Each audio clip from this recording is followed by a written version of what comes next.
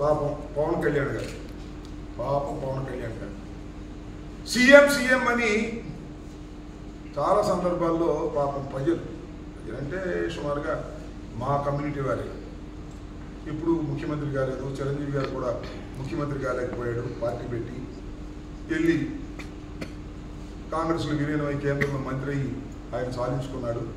పవన్ కళ్యాణ్ చాలా మొండిగా ఉన్నాడు, ఆయనైనా ముఖ్యమంత్రి అవుతాడు అని సీఎం అని గొంతు చించుకుని అరిచిన వాళ్ళు మరి ఏం చెప్తారని అడుగుతున్నాం. నాకు అందుతున్న వార్తలు నిజమైతే సబ్జెక్ట్ టు ది కరెక్షన్, ఆయన అసెంబ్లీ పోటీ చేయాలి, పార్లమెంట్ పోటీ చేస్తాడు అంటే తన అన్నలాగా భారతీయ జనతా పార్టీ దేశవ్యాప్తంగా గెలిస్తే, ఈయన కాకినాడలో గెలిస్తే కేంద్ర మంత్రి అవుతాడు, అంతే కదా.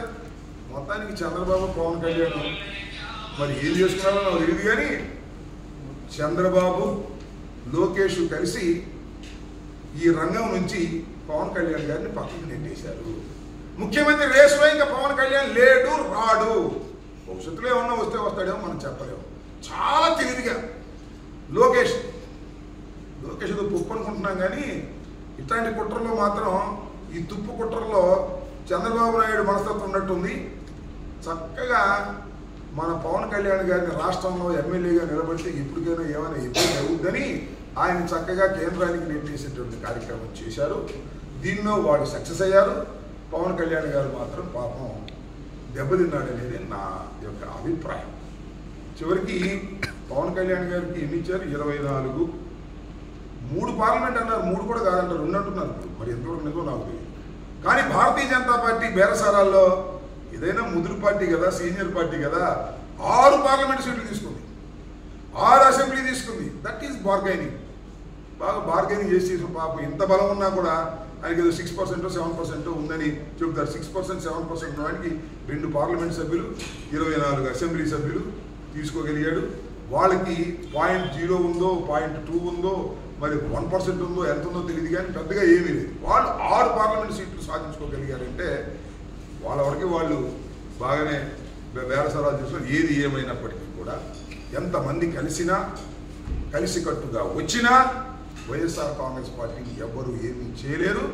175 సీట్లు కూడా మేము గెలిచి 25 పార్లమెంట్ సీట్లు కూడా గెలిచి ఈ రాష్ట్రంలో జగన్మోహన్ రెడ్డి గారు అధికారంలోకి వస్తాడు.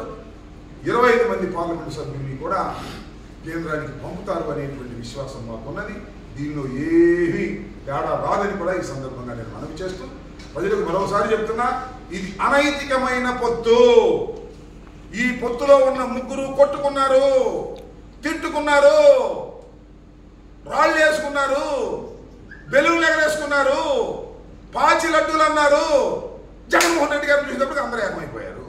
అంటే హౌ జగన్మోహన్ రెడ్డి స్ట్రాంగ్, ఎంత బలంగా గ్రౌండ్లో జగన్మోహన్ రెడ్డి గారు ఉన్నాడో అర్థం చేసుకోండి. తిట్టుకున్న వాళ్ళు, కొట్టుకున్న వాళ్ళు, బెలూన్లు ఎగరేసిన వాళ్ళు, జుట్లు పట్టుకున్న వాళ్ళు అందరూ కలిసికట్టుగా రాకపోతే జగన్మోహన్ రెడ్డి గారి చెంతకు కూడా రాలేమనేటువంటి దృక్పథంతో ఉండి ఇవాళ ఈ అనైతికమైన పొత్తు పెట్టారు. ఇంకా చాలా చిత్రమైన విషయం ఏంటంటే నాకు అనిపించేది, చాలా మంది కుర్రోళ్ళకి తెలియదు, చంద్రబాబు నాయుడు గారి గురించి అప్పుడప్పుడు చక్రం తిప్పాడు సెంటర్లో అని. ఏం తిప్పాడు చక్రం ఇవాళ సెంటర్లో? ఎన్టీ రామారావు గారు చెప్పాడు, తెలుగు వారి ఆత్మగౌరవాన్ని ఢిల్లీలో తాకట్టు పెట్టకుండా ఉండటం కోసమే నేను తెలుగుదేశం పార్టీ పెట్టానన్నాడు. ఇవాళ ఏం చేశాడు చంద్రబాబు? నాకు అర్థం కాల. 3 రోజులైందో 4 రోజులైందో వెళ్ళి కనీసం మోడీ ఇంటి ముందు కూడా కాదు, అమిత్ షా ఇంటి ముందు పడిగాపులు కాశాడు. అమిత్ షా కాళ్ళ మీద పడ్డారు ఇద్దరు, దత్తపుత్రుడు దత్త తండ్రి ఇద్దరు అక్కడ పడిగాపులు కాసేటటువంటి పరిస్థితి వచ్చింది. అంటే తెలుగువారి ఆత్మగౌరవాన్ని ఢిల్లీకి తాకట్టు పెట్టేటటువంటి స్వభావం కలిగిన వాడు నారా చంద్రబాబు నాయుడు అనేది చాలా స్పష్టంగా అర్థమవుతుంది. ఎంత మోసగాడంటే చంద్రబాబు నాయుడు గారు. నేను చాలా సందర్భాల్లో చెబుతూ వచ్చా, చంద్రబాబు నాయుడు అందితే జుట్టు, ఆమె పోతే కాదు. ఇంతకన్నా పచ్చి ఉదాహరణ కావాలా?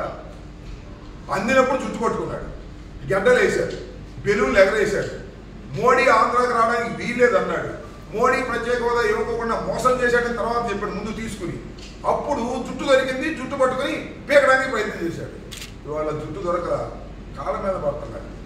6 ఇస్తా, వాళ్ళు 10 అడిగారంట, 6 ఇస్తానని రిజిస్టర్ చేసుకున్నాడు, 6 అసెంబ్లీ సీట్లు ఇస్తా అన్నాడు. నువ్వేం చెప్తే అది వింటానని అక్కడే పడిగాపులు కాసినటువంటి పెద్ద మోసగాడు. అలాంటి మోసగాడిని నమ్మి జనం ఓట్లేస్తారని అనుకోవడం లేదు. ఒకటే ఇప్పుడు చాలా క్లియర్ పిక్చర్. ఈ రాష్ట్రంలో ఇద్దరే, జగన్మోహన్ రెడ్డి గారు ముఖ్యమంత్రి కావాలా, చంద్రబాబు ముఖ్యమంత్రి కావాలా? There is no power in the screen. వీళ్ళిద్దరిలో ఎవరు ముఖ్యమంత్రి కావాలని రాష్ట్ర ప్రజానీకం తెలుసుకోవాల్సినటువంటి అవసరం ఉంది, తేల్చుకోవాల్సినటువంటి అవసరం కూడా ఉంది.